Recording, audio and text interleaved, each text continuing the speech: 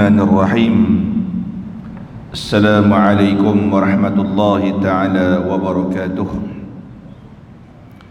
الحمد لله والصلاة والسلام على رسول الله. Kita mulakan dengan bacaan Ummul Kitab Al-Fatihah. A'udzu billahi minasyaitonir rajim. Bismillahirrahmanirrahim. Alhamdulillahi rabbil alamin. Ar-Rahmanir Rahim. Maliki yaumiddin. Iyyaka na'budu wa iyyaka nasta'in. Ihdinas siratal mustaqim. صراط الذين أنعمت عليهم غير المغضوب عليهم ولا الضالين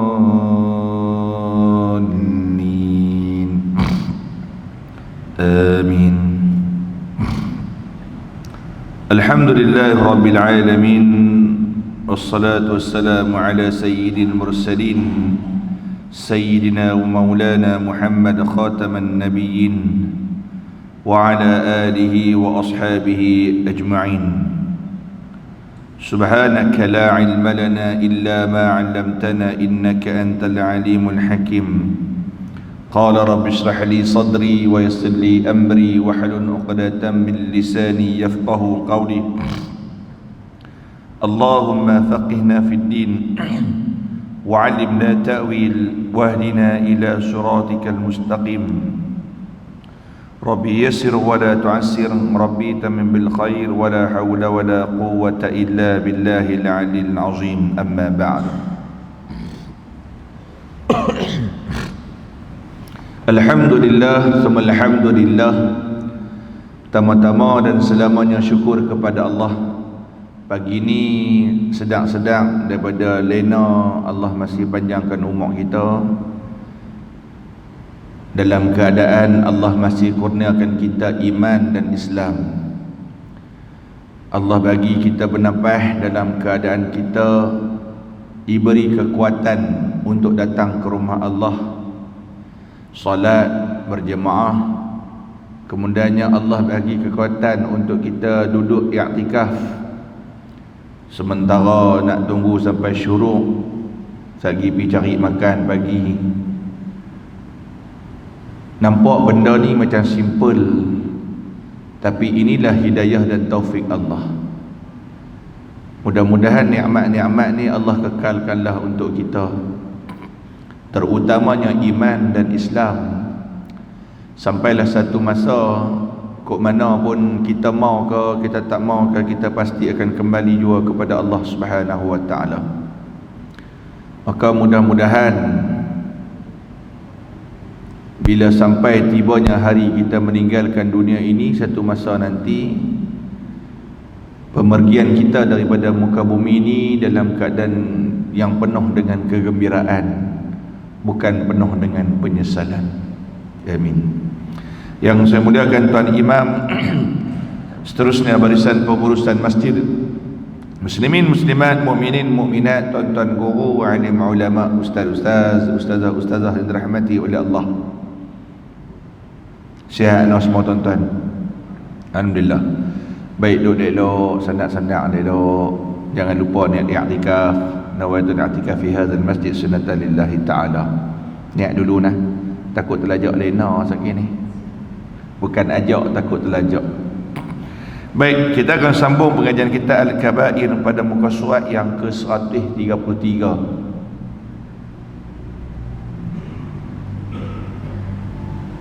Iaitu dosa yang ke-24. Dosa besar yang ke-24, memungkiri janji. Memungkiri janji. Kita dah sentuh sedikit berkenaan dengan muqaddimah tentang dosa memungkiri janji ni, yang mana di dalam agama Islam mungkir janji ataupun tidak menepati janji ni satu perkara yang dianggap dosa besar. Sebab bila dah berjanji ni, dia merupakan satu tanggungjawab yang kok mana pun perlu dipenuhi. Dan Islam satu agama yang sangat-sangat menekankan pentingnya kejujuran, amanah, ataupun kita panggil satu lagi integriti. Setiap kali dalam berurusan, bab pasal janji ni Allah sebut di dalam surah Al-Isra ayat yang ke-34. Wa aufu bil ahd innal ahda kana mas'ula. Aufil bil ahd, penuhilah janji. Innal ahda, sesungguhnya janji-janji itu kana mas'ula, akan dipersoalkan, akan dipertanggungjawabkan. Muslimin muslimat rahmati oleh Allah Subhanahu wa taala. Kata Imam Az-Zujaj, yang dikatakan janji itu bermaksud semua perkara yang telah dijanji, sama ada perjanjian dengan manusia ataupun perjanjian kita dengan Allah Subhanahu wa taala, termasuk perintah Allah atas kita. Kita pun duk janji dengan Allah setiap kali solat, kita janji dengan Allah, inna salati wa nusuki wa mahyaya wa mamati lillahi rabbil alamin. Sesungguhnya solatku, amal ibadahku, hidup dan matiku kerana Allah Subhanahu wa taala. Ini janji kita ni setiap kali sembahyang. Jangan bila kita sebut lagu ni sekali dia kata apa? Oh, lepas ni tak boleh baca dah doa tu, takut janji dengan Allah Taala pula. Tak. Hang tak baca pun hang tetap ada janji dengan Allah, iaitu untuk beribadah kepada Allah, patuh pada perintah Allah. Itu termasuk perjanjian kita sebelum kita keluar lagi ke alam dunia ni. Dan Allah Subhanahu wa taala menyebut lagi tentang wajib memenuhi janji dalam surah Al-Maidah ayat yang pertama. Ya ayyuhallazina amanu awfu bil uqud. Wahai orang yang beriman, aufu bil uqud, penuhilah janji-janji, akad-akad yang telah kamu lakukan. Imam Al-Wahidi berkata, Ibnu Abbas telah menafsirkan kalimah al-ahdu. Apa maksud al-ahdu tu? Iaitu perjanjian dengan perkara yang dihalalkan. Janji dengan benda yang baiklah.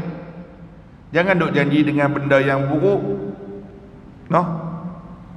Sehari janji dengan benda yang buruk.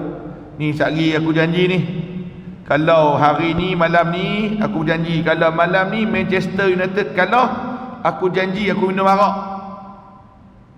Perjanjian lagu tu terbatal. Mana boleh? Lagu tu dia ada batasan dan janji-janji dia. Ni aku janji ni, kalau aku kalah hari ni betting, aku kalah hari ni, aku janji aku akan melanggan pelacur. Tak boleh. Itu janji yang tidak boleh tidak boleh dilaksanakan. Dan Imam Ad-Dhahhak pula menyatakan makna perjanjian ialah apa yang telah diamanahkan untuk umat Islam untuk mematuhinya, sama ada pada perkara halal ataupun haram. Maksud kata kita dah janji benda yang halal, haram kita dah janji. Allah Ta'ala sebut dalam Quran sekian-sekian benda haram, sekian-sekian benda halal. So benda-benda tu kita kena buat. Jangan benda yang haram kita piti-bai buat juga, sedangkan kita dah berjanji kepada Allah Subhanahu wa taala. Yang tu. Dan juga benda-benda yang telah diperintahkan oleh Allah, termasuk dah sembahyang, solat, zakat, puasa, tu semua perjanjian kita kepada Allah Subhanahu wa taala. Benda tu Allah akan tanya kita di akhirat sana nanti. Ni nak abang konsep janji ni. Kita kadang-kadang bila dengar pasal konsep janji, otak kita disempitkan dengan jawatan, amanah, yang tu je. Walhal janji kita dengan Allah, sesama manusia, tu pun kena kira. Sembahyang subuh, sembahyang zuhur 5 waktu, 24, 34, tu perjanjian kita dengan Allah, akan ditanya oleh Allah.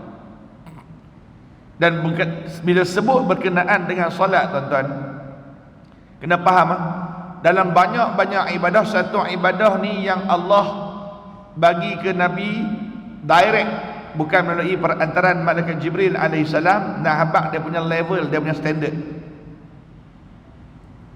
Mudah faham macam ni lah. Ni janji kita dengan Allah berkenaan dengan solat. Hang baik macam mana pun atas muka bumi, tapi kalau hang tak solat, jam. Tu mudah faham. Hang baiklah macam mana pun atas muka bumi ni, hang dengan rajin baca Qurannya, dengan rajin sedekahnya, dengan bagus tolong orang, zakat pun bagus, tapi tak semayang, jam, tak settle. Takkan selesai masalah kita. Yang tu. Itu sebab janji kita dengan Allah Subhanahu wa taala, antara janji terbesar berkenaan dengan solat. Sebab tu tuan-tuan tengok ketika mana di hujung-hujung umur Nabi Muhammad sallallahu alaihi wasallam, apa yang Nabi ingatkan kepada anak-anak dan kaumnya, umatnya? Salat, semayang, semayang, semayang, jaga solat, jangan tinggal semayang. Yang tu. Jadi itu merupakan amanah kita dengan Allah Subhanahu wa taala. Yang tu.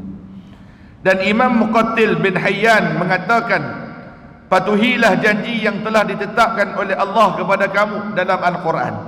Apa yang diperintahkan oleh Allah dalam Al-Quran itu semua perjanjian kita dengan Allah Subhanahu wa taala. Sama ada dalam perkara yang kita kena taat ataupun perkara yang dilarang oleh Allah. Dan ianya juga melibatkan perkara yang kita buat perjanjian sesama manusia. Bila sebut pasal bukit janji ni, dia kaitan dia dengan orang yang munafik. Orang munafik. Nabi sebut apa? An Masruq an Abdullah bin Amr an Nabi sallallahu alaihi wasallam qala arba'un man kunna fihi kana munafiqan khalisan wa man kanat fihi khaslatun minhunna kanat fihi khaslatun minan nifaq hatta yada'aha idza tumina khana wa idza haddatha kadhaba wa idza ahada ghadara wa idza khasama fajara. Ada 4 perkara yang Nabi kata apa? Sesiapa yang ada 4 perkara ni, maka dia seorang yang munafik, munafik khalisan, komplit munafik dia. Munafik itu terbahagi pada 2. Satu akidah, satu lagi fi'liyah. Akidah pegangan kita, satu lagi fi'il, perbuatan kita. Yang ni fi'liyah, perbuatan. Munafik perbuatan. Dan Nabi kata sesiapa yang bersifat dengan salah satu daripada 4 ni, bererti bersifat dia ada munafik, tapi sifat munafik, bukan munafik yang total dalam segi fi'liyah. Apa yang pertama Nabi sebut, idza tumina khana, dalam hadis ni lah, bila diberi amanah dia akan mengkhianati amanahnya. Wa idza haddatha kadzaba, bila dia bercakap, haddatha kadzaba, bohong, cakap tipu, bagi amanah dia khianat. Wa idza ahada ghadara, apabila berjanji dia pasti tak akan tepati janji dia. Dan yang keempat, wa idza khasama fajara, bila bergaduh dia lebih-lebih. Tu orang munafik, tuan-tuan. Dan tak sampai dekat ni saja, tuan-tuan, orang munafik Allah Ta'ala sebut juga di dalam surah, di dalam Al-Quran berkenaan dengan golongan orang munafik. Tuan-tuan buka dalam Quran pasal orang munafik ni, Nabi sebut, Allah Ta'ala sebut dalam Quran, dalam surah yang tuan-tuan hafal, ara'aita alladhi yukadzibu bid-din fadhalika alladhi yad'ul yatim wa la yahuddu ala ta'amil miskin. Orang munafik lagi apa dia? Wa la yahuddu ala ta'amil miskin, kedekut. Munafik juga kedekut. Wa la yahuddu ala ta'amil miskin. Lagi orang munafik macam mana? Fawailul lil musallin alladhina hum an salatihim sahun. Orang munafik ni, tuan-tuan, takut kena kat kita. Orang munafik ni dia penyegan nak semayang. Orang Penang kata balok nak semayang. Penyegan, balok, malah nak semayang. Idza qamu ila salati qamu usala yura'una an-nas. Kalau depa semayang pun, tuan-tuan, depa semayang dalam keadaan kusala, malah. ataupun sembahyang nak bagi orang tengok. Kalau orang tengok baru semangat, kalau orang tak tengok pai. Itu golongan orang munafik, malah ibadah. Dalam malah ibadah, kemudiannya pula Allah Ta'ala sebut dalam surah At-Taubah, dia malah ibadah, kemudian dia halang orang ibadah. Dah lah hang malah, hang ajak orang buat jahat pula. Betul. Tu orang munafik. Tuan-tuan, kena faham benda macam ni. Kita kadang-kadang duk nampak orang munafik ni cakap mohong, janji tak tepati, idza hadatsa kadzaba wa idza wa'ada akhlafa wa idza tumina khana, bila diberi amanah khianat. Walhal ada lagi yang Allah Ta'ala sebut di dalam Al-Quran, Nabi sebut dalam hadis lain, bila gaduh dia lebih-lebih. Tadi yang kita sebut, bila ada harta Allah Ta'ala bagi dia kedekut, bakhil, penyegan nak semayang, tengok orang. Kemudiannya orang munafik ni juga, dia malah ibadah, dan waktu yang sama dia halang orang semayang, dia halang orang buat baik. Yang tu tuan-tuan tengoklah, zaman ni zaman media sosial, zaman teknologi. Tuan-tuan ada handphone, tuan-tuan ada internet, tuan-tuan dapat tahu banyak maklumat melalui telefon bimbit yang tuan-tuan duk pegang tadi tu. Tuan-tuan, saya menyeru kepada tuan-tuan, setiap apa yang kita tengok dalam tu tabayun dengan baik. Tabayun kena ada. Satu lagi saya sebut kepada tuan-tuan, satu sifat yang tak apa nak comel zaman ni, kita terlalu suka bertelagah dengan benda-benda yang kecil, benda-benda yang remeh. Dan kita zaman ni, saya ni pandangan saya, kekuatan umat Islam di Malaysia terutamanya semakin longgar. Dan tak lain tak bukan, tuan-tuan, ni pandangan saya, tak lain tak bukan adalah perbezaan fahaman politik. Fahaman politik punya perbezaan ni menyebabkan kita semakin renggang. Tak comel. Sedangkan Nabi dulu, waktu Nabi hijrah, Nabi sampai ke kota Madinah, benda yang Nabi buat apa? Menyatu padukan muhajirin dan ansar, perpaduan, menyatu padukan. Tapi tuan-tuan tengoklah ni, di Malaysia, disebabkan perbezaan fahaman politik, kita semakin renggang, pecah belah. Dan paling tak comel adalah bila kita terlalu ta'assub dengan sesuatu ataupun seseorang ataupun sesebuah parti, yang menyebabkan kita buta mata hati. Hak dikatakan batil, batil dikatakan hak, yang benar dikatakan salah, yang salah dikatakan benar. Tuan-tuan, orang munafik ni, dia akan cela perbuatan-perbuatan yang baik. Kita takut disebabkan kita taksub dengan parti politik kita, apa saja yang mai daripada parti yang bukan kita sokong, semua kita tolak, semua kita kata tak elok, walaupun benda tu elok. Nampak tak? Ni yang saya cuba kaitkan ni. Orang munafik, dia sesekali tak suka orang buat baik lah. Yang tu Allah Ta'ala sebut di dalam Al-Quran, surah At-Taubah ayat 67, yang bermaksud orang munafik laki dan perempuan, antara satu sama lain, mereka ni akan melakukan perbuatan yang mungkar, buat jahat. Dan mereka ni pelik tak pelik, wa yanhauna 'anil ma'ruf, mereka akan cegah perbuatan yang baik-baik. Ni yang saya sebut apa?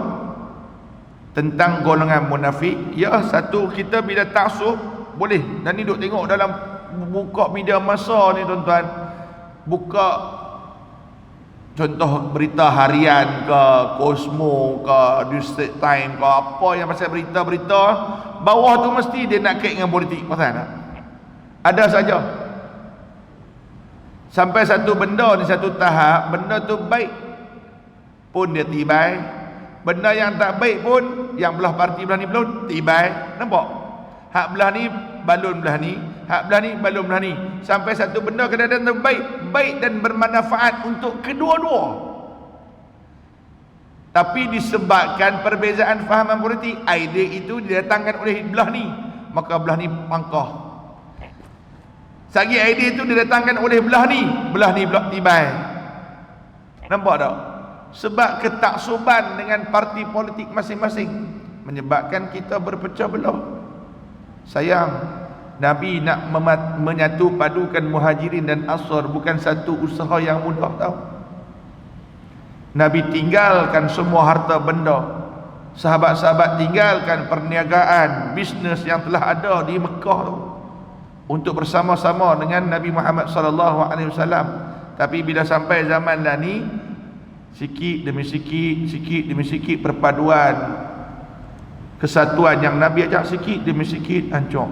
Tak lain tak bukan sebab politik je. Tuan-tuan, yang baik kata baik. Noh, bukan kata yang kalau baik mai daripada belah ni, oh semua tak elok. Tak, jangan. Baik kata baik.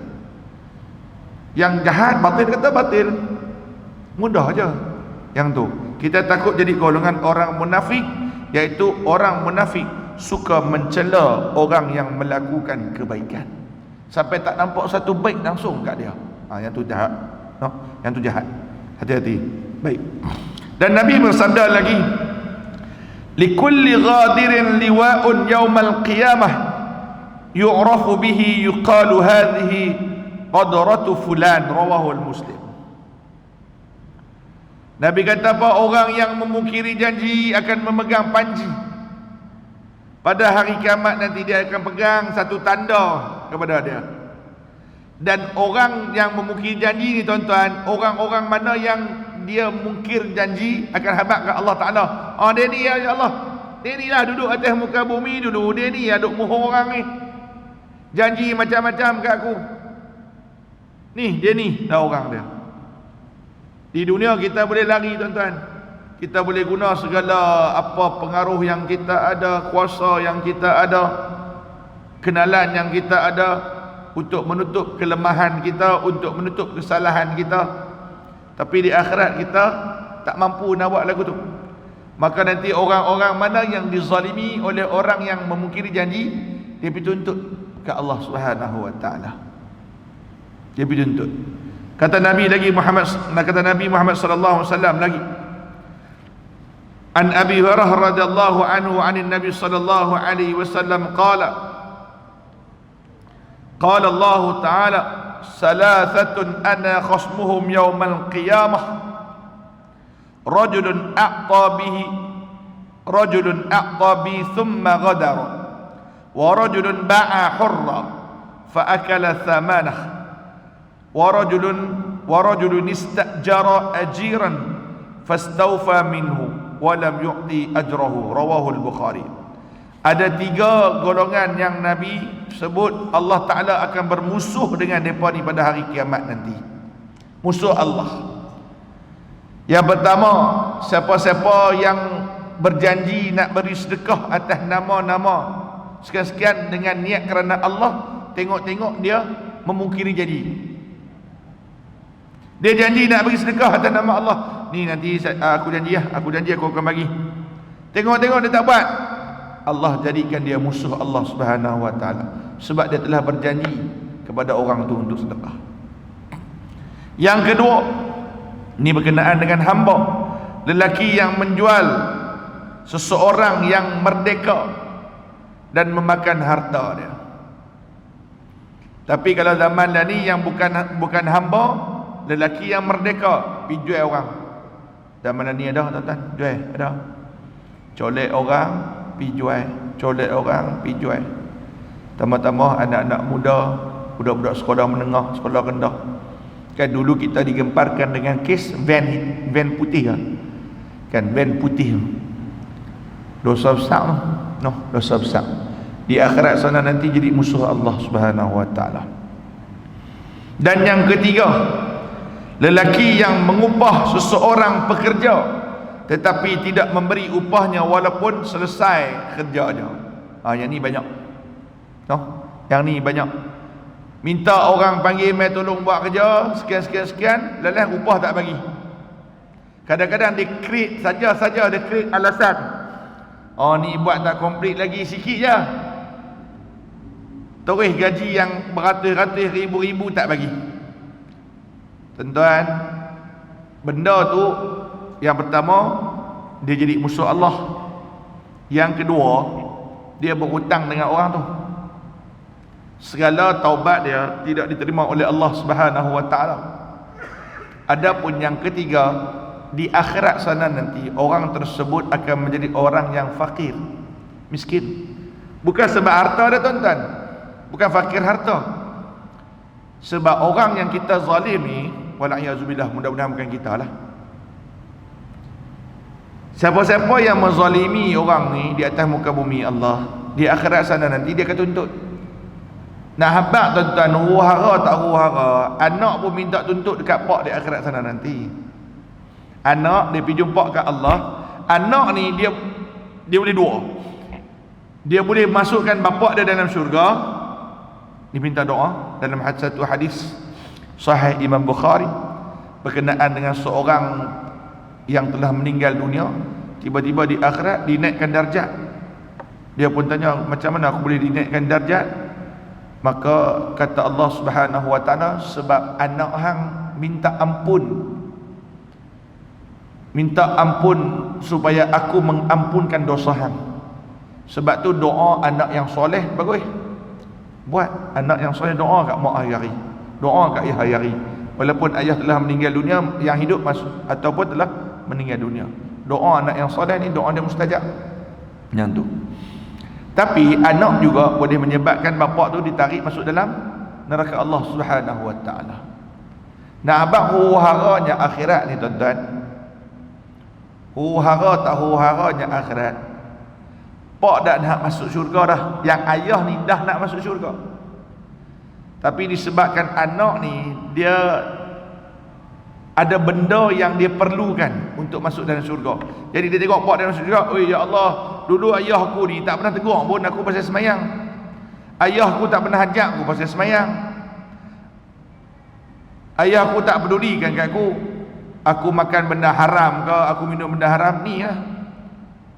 Waktu aku kecil, ayah aku tak pernah bagi nafkah kat aku. Ilmu dia tak bagi, pendidikan tak bagi, makan minum tak bagi. Malahan kami buat benda maksiat, benda haram, dia tak peduli." Tuan-tuan, ayah ni dah nak masuk syurga, maka ditarik keluar, dihumbankan dalam neraka Allah. Tu anak tu. Apatah lagi orang lain. Nah, abang huru-haranya akhirat ni, tuan-tuan, orang yang telah menghalalkan hutang pun dia pergi jumpa Allah Ta'ala, kata hutang tu tak settle lagi. Ya Allah, dia ni pernah hutang aku sekian. Walhal atas muka bumi ni mak aku halal noh. Okey halal lah. Terima kasih nah.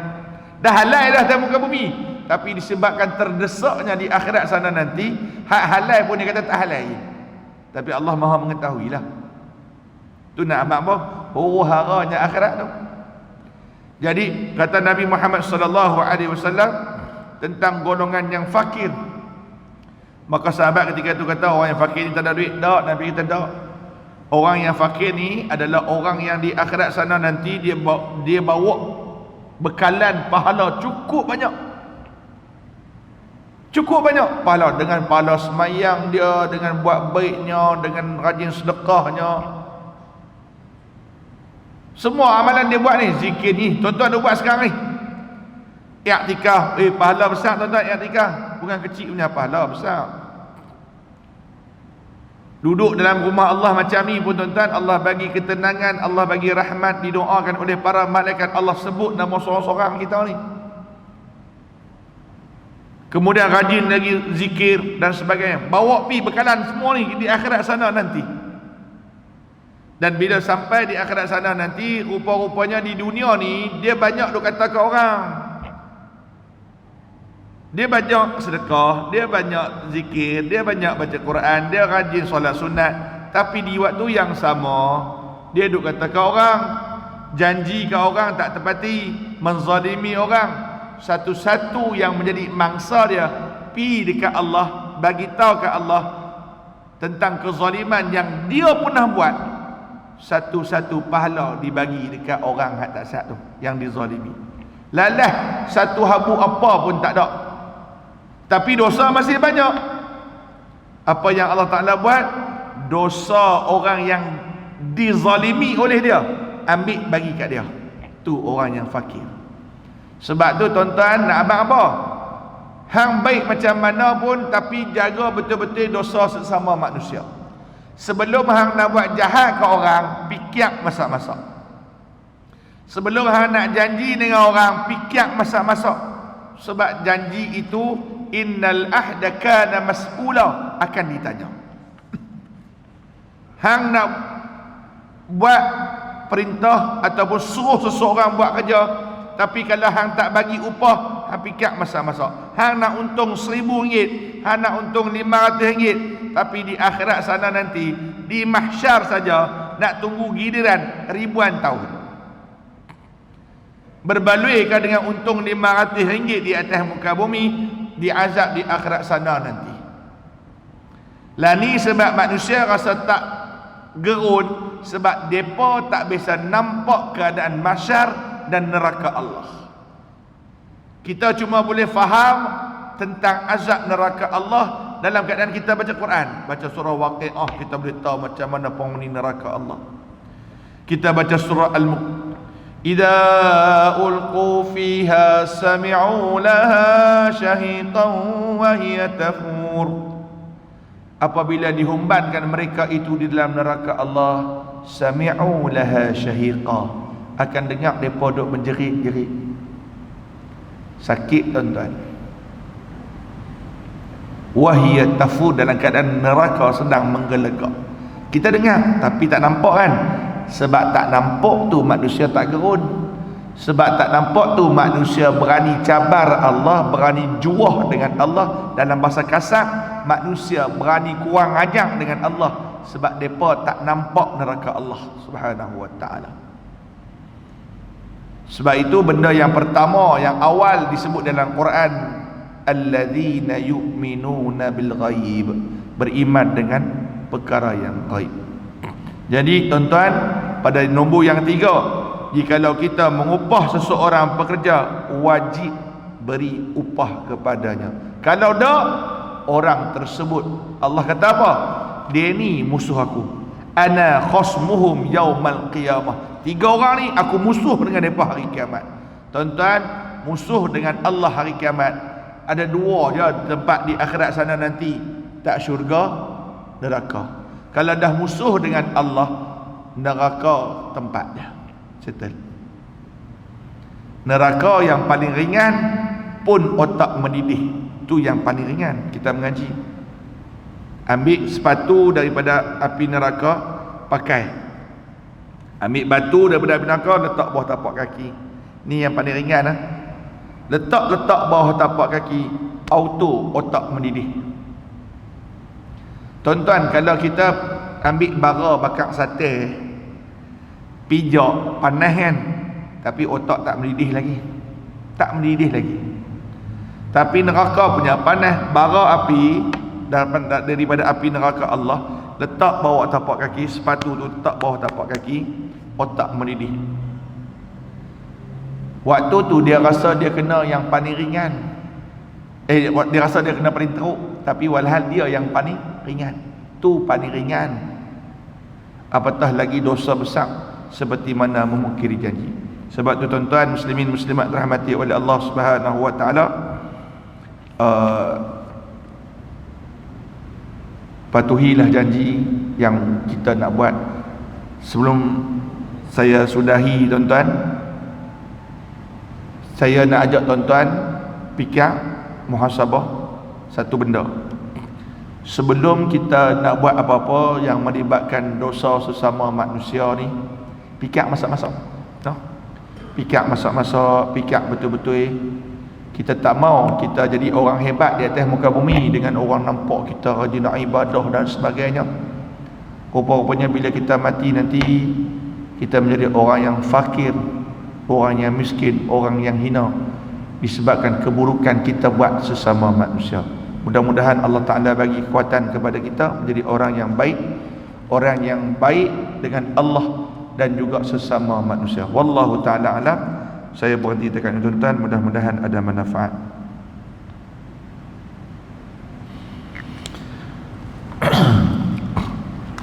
A'udzu billahi minasyaitonir rajim. Bismillahirrahmanirrahim. Allahumma arinal haqqa haqqan warzuqna ittiba'ah wa arinal batila batilan warzuqna ijtinabah. Allahumma jannibna min munkaratil akhlaq wal a'mal wal ahwa wal adawa. Ya Allah, ya Tuhan kami, tunjukkan kepada kami yang lemah ini yang benar itu benar. Rezekikan kepada kami agar kami semua melalui jalan yang benar itu ya Allah. Tunjukkanlah kepada kami ya Allah yang salah itu salah. Jauhkanlah kami ya Allah daripada melalui jalan yang salah itu ya Allah. Ya Allah, ya Tuhan kami berlindung denganmu ya Allah. Lindungilah kami daripada keburukan akhlak. Lindungilah kami daripada perbuatan-perbuatan yang buruk. Lindungilah kami ya Allah daripada keburukan hawa nafsu yang mengajak kami melakukan perkara yang berdosa. Lindungilah kami ya Allah daripada bahayanya penyakit-penyakit yang ada di atas muka bumi ini ya Allah. Rabbana atina fid dunya hasanah wa fil akhirati hasanah wa qina adzabannar wa qina adzabannar wa qina adzabannar. Sallallahu ala sayyidina Muhammad wa ala alihi wa ashabihi ajma'in. Walhamdulillahi rabbil alamin. Aqulu qawli hadza wa astaghfirullahal azim li wa lakum. Assalamu alaikum warahmatullahi taala wabarakatuh.